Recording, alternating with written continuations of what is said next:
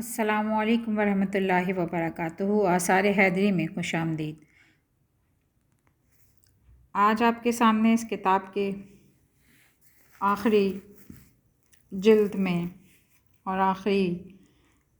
پنوں کے حوالے سے آپ کے ساتھ قصہ عابد بنی اسرائیل کا شیئر کرنے جا رہی ہوں۔ وہ کچھ اس طرح سے ہے کہ پروردگار ارشاد فرما رہا ہے کہ واللہ لا یحب الفساد، اور اللہ تعالیٰ فساد کو پسند نہیں کرتا ہے اور اس کے عوض اپنے عذاب کرنے اور سزا دینے کو ترک نہ کرے گا۔ وَإِذَا قِيلَ لَهُ اتَّقِ اللَّهَ أَخَذَتْهُ الْعِزَّةُ بِالْإِثْمِ، اور جب اس شخص سے جس کی بات تجھ کو بھلی لگتی ہے اور یہ کہا جاتا ہے کہ تو خدا سے ڈر اور یہ بدکاریاں ترک کر، تو عزت اس کو اس گناہ پر لگاتی ہے جس کو وہ پوشیدہ رکھتا ہے،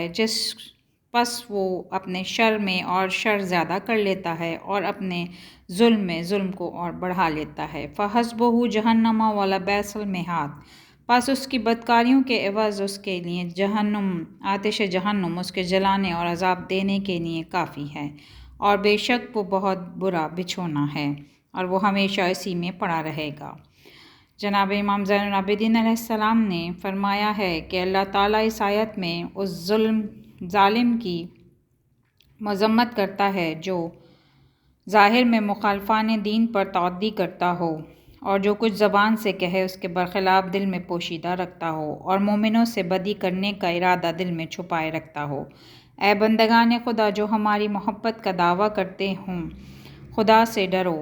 اور ان گناہوں سے پرہیز کرو جن پر اصرار کرنے والا شاہدی اس رسوائی سے بچا ہو، جو محمد صلی اللہ علیہ وآلہ وسلم اور علی علیہ السلام اور ان کی آل اطہار کی دوستی سے خارج کر دیتی ہے اور ان کے دشمنوں کی محبت میں داخل کرتی ہے، اور جو کوئی اس امر پر مصر ہو تو اس کی رسوائی اور ذلت اس کو بدترین شقاوت پر پہنچا دیتی ہے کہ وہ صلبان عقل و دانش کے سردار علی ابن ابی طالب کی ولایت کی مفارقت ہے، اور ایسا شخص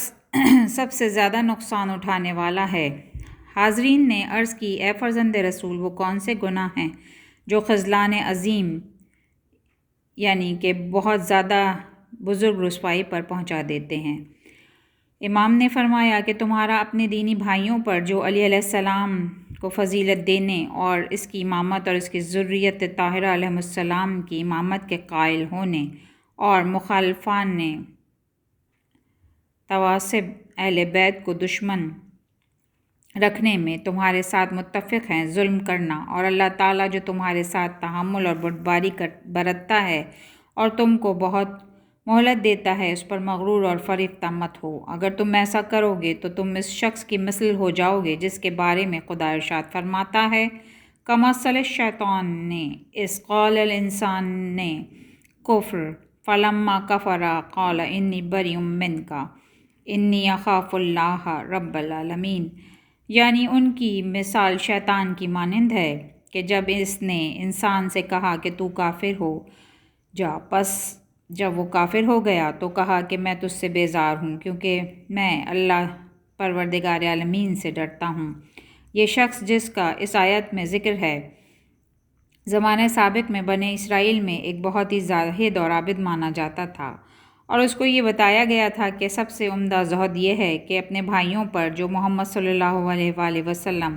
اور علی علیہ السلام اور ان کی آل اطہار پر ایمان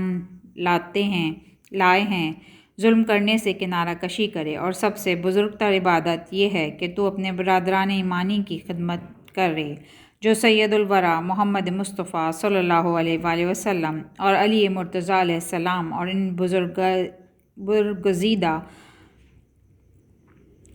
ان برگزیدگان مختار کو جو مخلوق خدا کی حفاظت اور حکومت کے قائم کرنے کے لیے منتخب کیے گئے ہیں سب سے افضل جانتے ہیں، تیرے ساتھ متفق ہیں۔ اس شخص نے حقیقت حال کو سمجھ لیا اور زہد کرنے لگا، لیکن اس کے دل میں منافقت تھی، اور اس کے مومن بھائی اس کے پاس جب اس کے پاس امانتیں رکھتے تھے تو وہ کبھی اس کے مال کے چرائے جانے کا دعویٰ کرتا تھا، اور اس کو ممکن ہوتا تھا تو وہ امانت سے منکر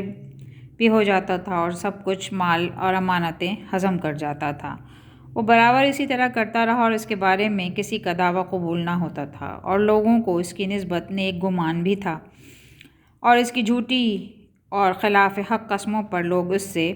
درگزر کر دیتے تھے۔ آخر کار اللہ تعالیٰ نے اس مخذول و منکوب کیا، اور واقعہ اس طرح سے ظہور میں آیا کہ ایک نہایت خوبصورت لڑکی تھی جس کو جنون ہو گیا تھا۔ اس کے وارثوں نے اس کو عرض کی کہ اس عابد کے پاس لے جاؤ اور چھوڑ دو، کیونکہ وہ نہایت زاہد اور عابد مشہور تھا، کہ وہ اس کو دم کر کے اور اسے کوئی دوا دے کر اس کا جنون کا علاج کرے۔ الغرض خذلان نے اس زاہد کو اس مجنونہ لڑکی سے غلبہ جنون کے وقت زنا کرنے پر آمادہ کیا، اور وہ حاملہ ہو گئی۔ جب وضع حمل کا وقت قریب آیا تو شیطان نے اس زاہد کے پاس آ کر یہ وسوسہ ڈالا کہ یہ اب جنے گی اور اس کے ساتھ تیرے زنا کرنے کا حال سب کو معلوم ہو جائے گا، اور اس جرم میں تجھ کو قتل کر ڈالیں گے یہ لوگ، اس لیے تو اس کو قتل کر کے اپنی جانماز کے نیچے دفن کر دے۔ آخر کار اس نے اغوائے شیطانی سے اس لڑکی کو قتل کر کے دفن کر دیا، اور جب اس کے وارثوں نے اس کو طلب کیا تو کہنے لگا کہ اس پر جنون کا غلبہ ہو گیا تھا، اس لیے وہ مر گئی۔ لوگوں نے اس کو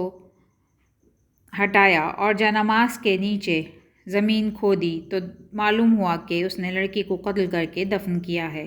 اور وہ قریب حاملہ وضع تھی۔ تب انہوں نے زاہد کو گرفتار کر لیا، اور اس کو اس دعوے کے ساتھ اور بہت سے لوگوں کے دعوے بھی شامل ہو گئے جن کی امانتوں کا اس نے انکار کیا تھا۔ اس طرح وہ تہمت اس پر بہت ہی زیادہ قوی ہو گئی، اور اس کو بہت تنگ کیا گیا۔ آخر اس نے اس لڑکی کے ساتھ زنا کرنے اور اس کے قتل کرنے کا بھی اقرار کر لیا، تو پھر اس کے پیٹ پر اور پیٹھ پر کوڑے لگائے گئے اور ایک درخت پر کے اوپر اس کو سولی چڑھا دیا۔ اس وقت ایک شیطان انسانی صورت میں اس کے پاس آ کر کہنے لگا کہ تجھ کو تیرے معبود کی عبادت اور محمد اور علی اور ان کی آل اطہار کی محبت نے کیا نفع دیا، جن کے باب میں تو گمان کرتا تھا کہ وہ تیرے ناصر و مددگار ہیں اور مصیبتوں میں تیرے معاون ہیں۔ جو کچھ کہ تو تمنائیں کرتا تھا وہ سب خاک میں مل گئی ہیں، اور ان کی باتیں تجھ پر منکشف ہو گئیں، اور تجھ کو ان کا طمع دلانا بہت بڑا فریب اور محض باطل اور سراسر جھوٹ نکلا۔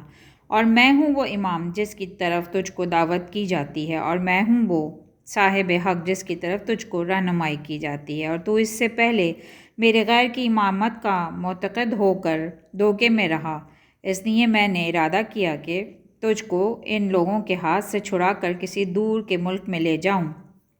اور وہاں لے جا کر تجھ کو رئیس اور سردار بناؤں۔ اب تو مجھ کو بخشوع و خضوع اس امر کا مقر و متعارف ہو کر میں تجھ کو نجات دینے پر قادر ہوں، تو مجھے سجدہ کر، بے شک میں تجھ کو نجات دوں گا۔ اس وقت اس زاہد نے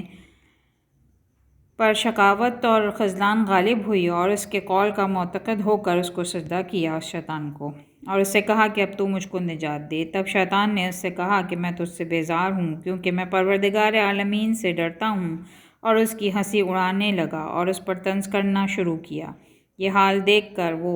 مصلوب نہایت حیران ہوا، اور اس کا اعتقاد بگڑ گیا اور نہایت بد انجامی کے ساتھ مرا۔ پس اس بات نے اس زاہد کو اس خذلان پر پہنچایا، یعنی کہ اس نے اوپری طور پر اہل بیت اطہار اور ان سے محبت کا اظہار کیا، اور اندرونی طور پر اس نے جو بدکاریاں کی ہوئی تھیں وہ اس شیطان کی صورت میں اس کو بہلا کر اور اس کو ولگلا کر سامنے آئیں، کیونکہ وہ کسی کی بھی ہاتھ میں پکڑ میں نہیں آتا تھا، لہٰذا اس طرح سے اس زاہد کو خذلان کے عوض اس برے انجام تک پہنچنا پڑا۔ یقیناً آپ لوگ میرے اس کتاب کے واقعات سے آپ کے علوم میں اضافہ ہوا ہوگا، اور اجازت چاہتی ہوں۔ جزاک اللہ خیراً کثیرا۔